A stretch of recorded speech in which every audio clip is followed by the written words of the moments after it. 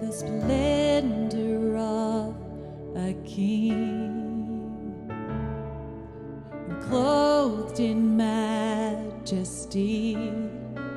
Let all the earth rejoice, all the earth rejoice. He wraps himself in light.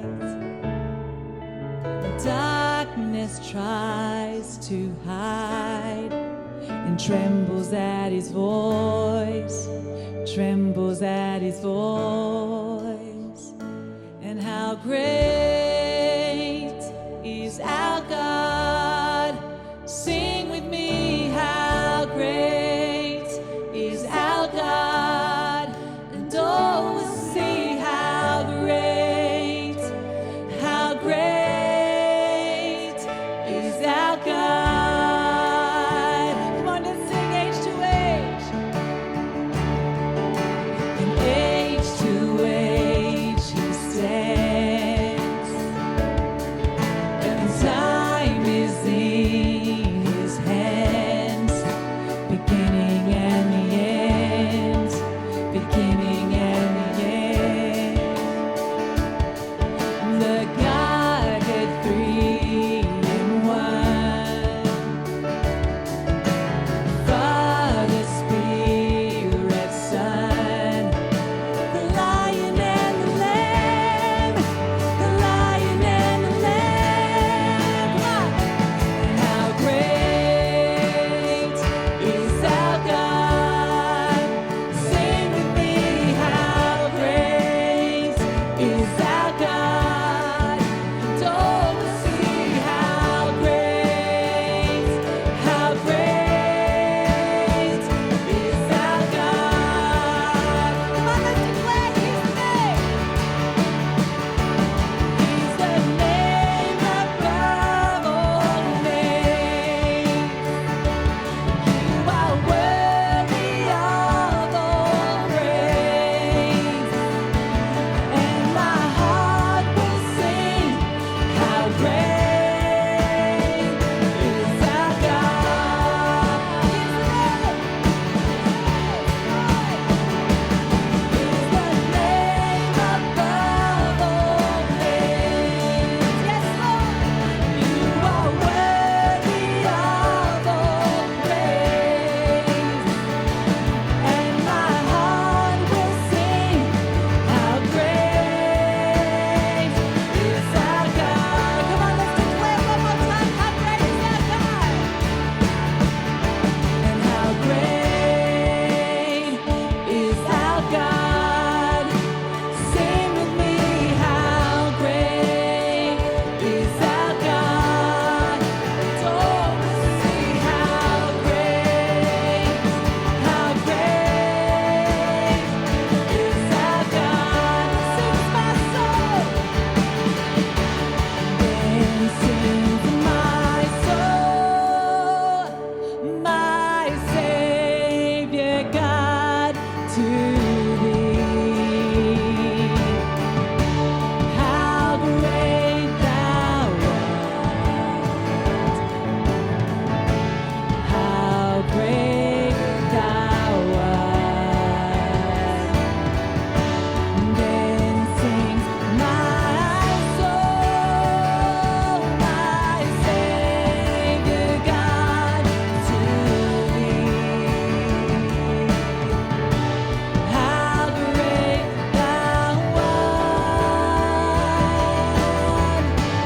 how great thou art. We worship you, Lord. We worship you, Jesus. We praise your name. We worship you, Lord.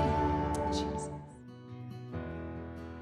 Hi, it's great to be with you at Connect in this moment. As you know, we are in the series of looking at the parables of Jesus, and there are things that get captured and truths and morals that get captured in stories that you just can't capture any other way. So Jesus employed stories to help us to understand about his kingdom, understand about the nature of God, understand about ourselves.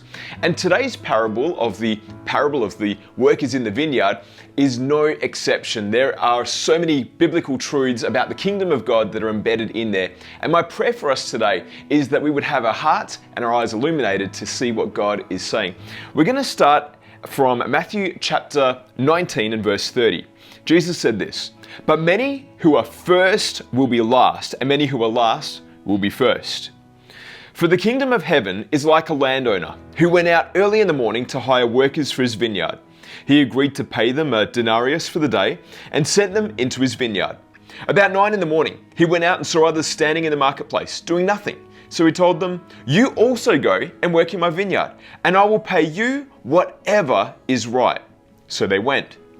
He went out again about noon and about 3 in the afternoon, and he did the same thing.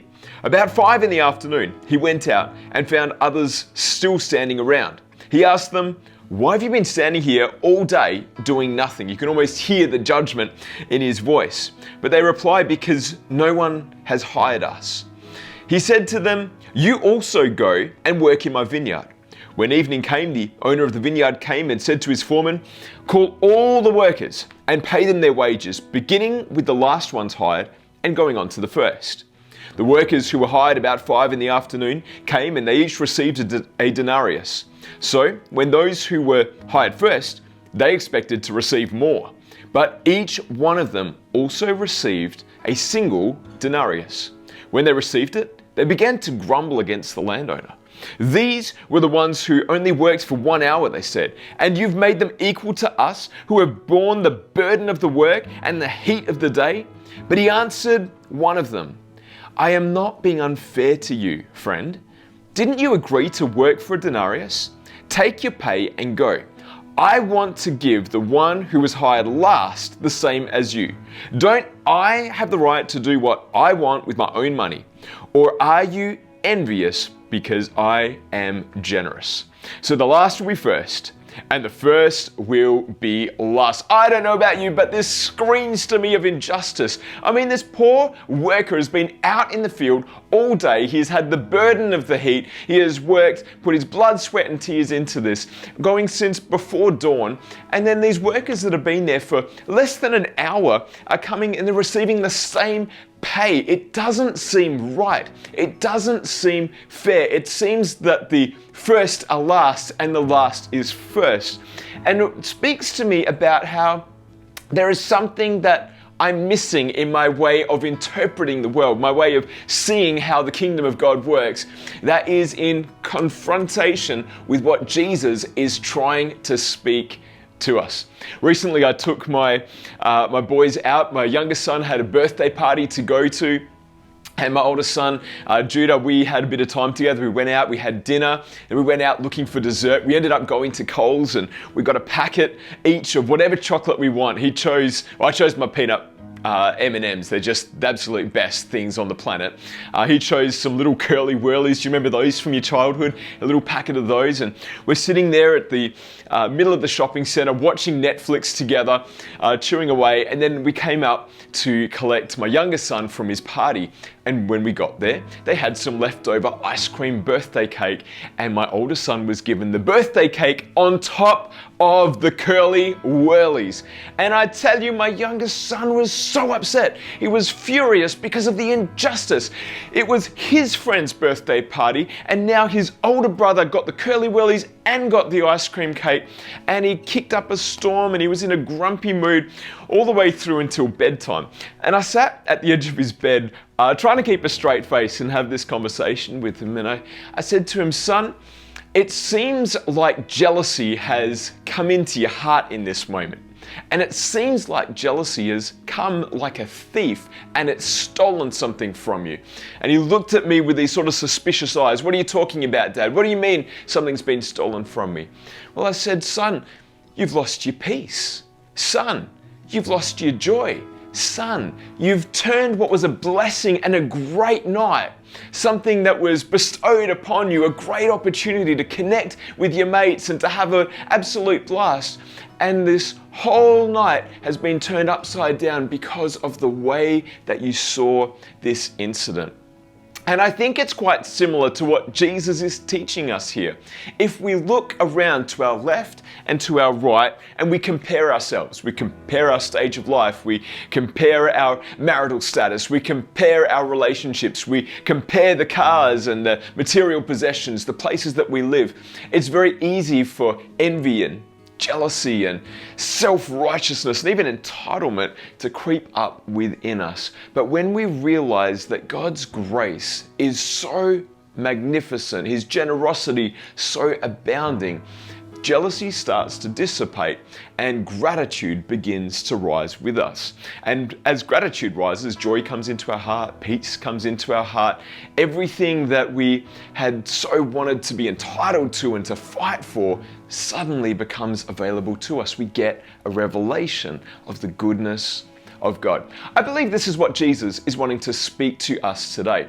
And I was thinking about it from the perspectives of the different workers, of the extremes of workers, from the one that was out there from the crack of dawn.